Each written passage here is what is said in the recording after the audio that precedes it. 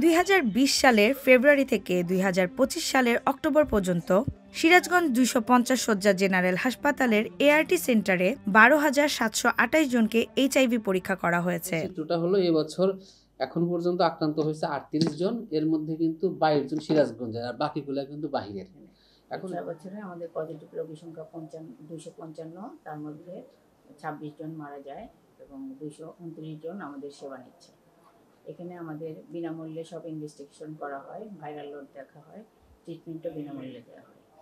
চলতি বছরে মোট 3,776 জনকে এইচআইভি পরীক্ষা করা হয়েছে। পজিটিভ রোগীর সংখ্যা 38।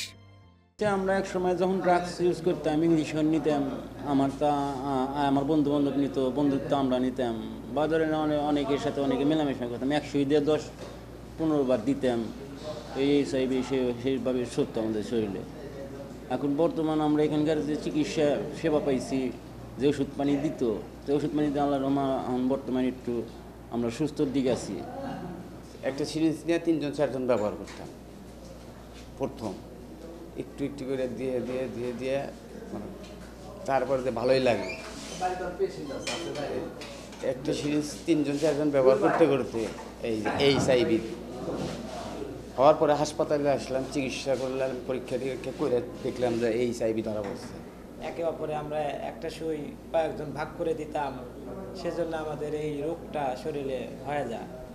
তো আমি এই একটা ডাক্তারের মাধ্যমে এখানে এসে আমরা সিরাজগঞ্জ সদর হাসপাতালে এই চিকিৎসাটা আমরা নিই।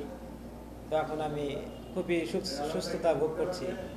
এই বছরে মৃত্যু হয়েছে 11 জনের। এই মৃত্যুর হার উদ্বেগের স্রোত তৈরি করেছে সিরাজগঞ্জে। স্থানীয়রা বলেছেন, জনসচেতনতা ছাড়া এই মারাত্মক রোগের নিয়ন্ত্রণ সম্ভব নয়। সিরাজগঞ্জে এইচআইভি আক্রান্ত রোগীরা 250 শয্যার জেনারেল হাসপাতালে চিকিৎসা নিচ্ছেন। সেখানে বিনামূল্যে ওষুধ ও কাউন্সেলিংয়ের মাধ্যমে তাদের সহায়তা করা হচ্ছে।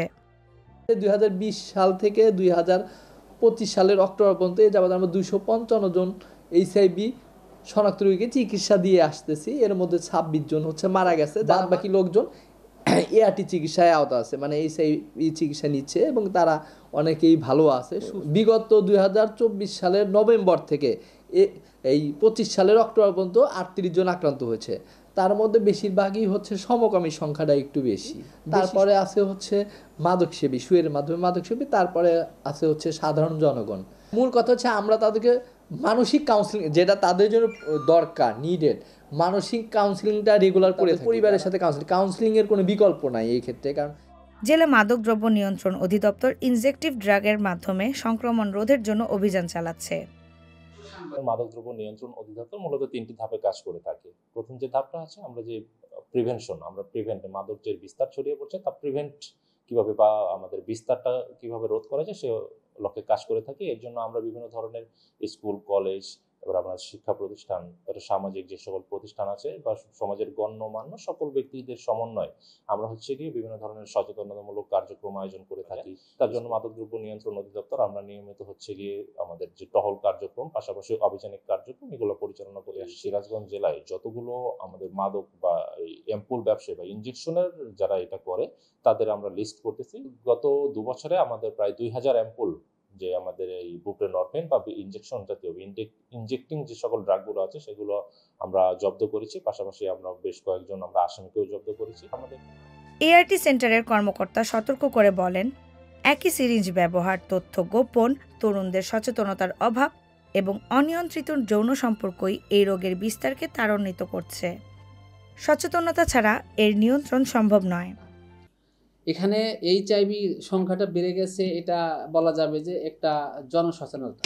সবাই এই রোগটা হলে আসলে সবাই ভয় পায়, লজ্জা পায়। তো এটা আমাদের এদের কাউন্সিলিং করতে হবে যেন এই রোগটা যার হয়েছে তার থেকে যে অন্য কারোর মাধ্যমে না ছড়ায়। সেই জন্য আমরা আমাদের সিভিল সার্জন অফিসের মাধ্যমে বিভিন্ন জায়গায় প্রচার করিয়েছি এবং প্রচারটা এখনো বিদ্যমান আছে, যার ফলশ্রুতিতে টেস্ট কিছু বৃদ্ধি পেয়েছে। টেস্টে কাজ করার জন্য আমাদের 25 জন পিয়ার এডুকেটর আছে, যারা কমিউনিটিতে জনসচেতনতামূলক কাজ করছে।